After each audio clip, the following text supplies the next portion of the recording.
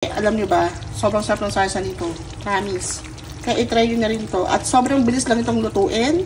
Konti lang yung ingredients na kailangan. Yung mga ingredients nito, kaya mong makita sa tindahan dyan sa kanto nyo, sa tindahan ng kapitbahay mo, di ba? Hi mga mi, it's another cooking day. Ayan. So today magluluto ako sa mga favorite food ng mga anak ko. Ayan. So ito talaga yung ulam na alam mo yun lang hindi lang makakalimutan kaya lagi lang nire-request sa akin eh. Marami na akong upload nito pero sa mga hindi pa nakakapanood sa mga bago dito sa page ko. Ayan, i-video ko ulit para makita ninyo kung paano ko ginagawa itong aking unforgettable chicken. Ayan. So, meron ako itong ketchup. Yan.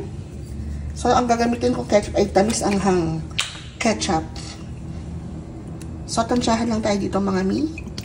Pero dahil 1.5 kilo ng Thai part to, kaya ibubuhos ko lahat itong ketchup. Thai part na may karugtong na puwet. Ganun. Tamis ang hang to, kaya medyo manamis-namis. Soy sauce. Sa soy sauce naman, baka mabigla tayo, kaya dahan-dahanin lang natin to. Ayan. Doon. Siguro mga 1/2 cup yun. Ganun. Kalamansi, 7 pirasong kalamansi, yung malalaki. Lalagay tayo ng sandamakmak na bawang, 2 ulo ng bawang to mga mi. Siyempre, ang magdadala dito yung paminta. Ayan, so, pamintang durog.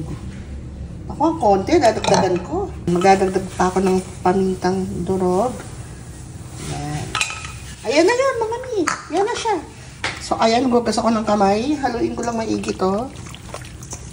Huwag nyo masyadong dadamihan yung toyo kasi aalat kasi hindi natin ito tutubigan eh.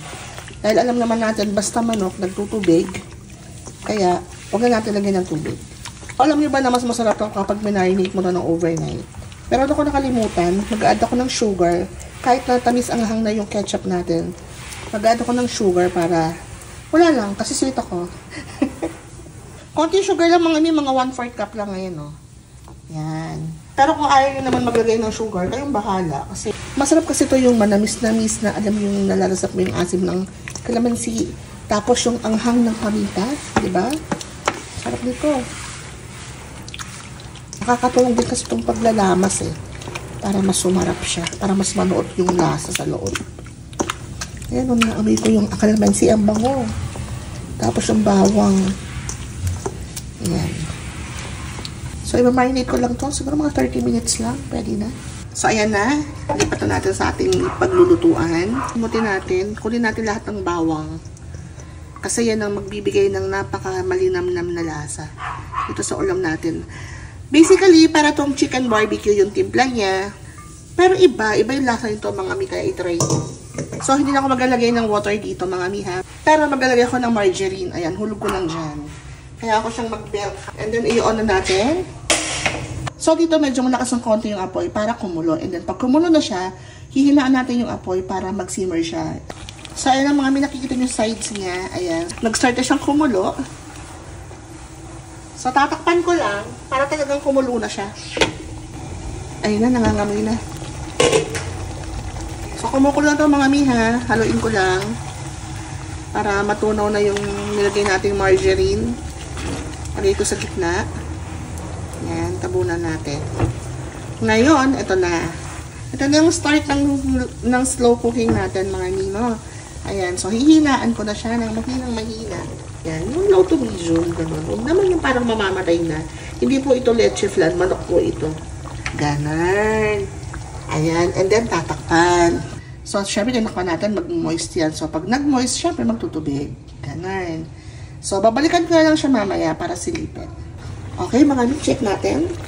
Okay tayo, di ba? Nagtubig siya kahit na hindi tayo naglagay ng tubig dito. Kasi nga, ganun na nga yun. Titikman ko lang muna ha, para makapag-adjust ako. Kung kailangan ko ba mag-add ng toyo, or kailangan ko mag-add ng sugar. Bango! So, ang gagawin ko dito mga mi ay hindi ko na siya tatakpan kasi kailangan nang mag-reduce nung sarsa. So, ayan na mga mi, kung napansin nyo, nag-iba na rin yung kulay niya. Medyo makintab na siya. Unlike kanina na parang malabo pa. Ito makintab na yung kulay niya. Tapos, ayan na nagmamantika na. Lumalabas na yung mantika, lumulutang na. Ganyan. Ganyan yung gusto natin. ma-achieve. Ayan, so, bago ko patayin, nagalagay muna ako ng 2 kalamansi. Ayan, napaka-importante nito na sa huling proseso ng pagluluto, maglagay kayo ng kalamansi para ano niyo yun. Lagay ko na mga miya. Ayan, 2 kalamansi yan. Napakasarap nito kasi, alam niyo yung effect niya, yung andar niya. Yung kalamansi yung nagbigay ng andar sa huli. Nito, ganun. So, luto na po ito mga mi. Okay na yan. Nag-reduce na yung sauce. Huwag naman natin patuyuan kasi sayang, di ba? Kasi, alam nyo ba, sobrang sarap ng salsa nito. Promise. Luto na.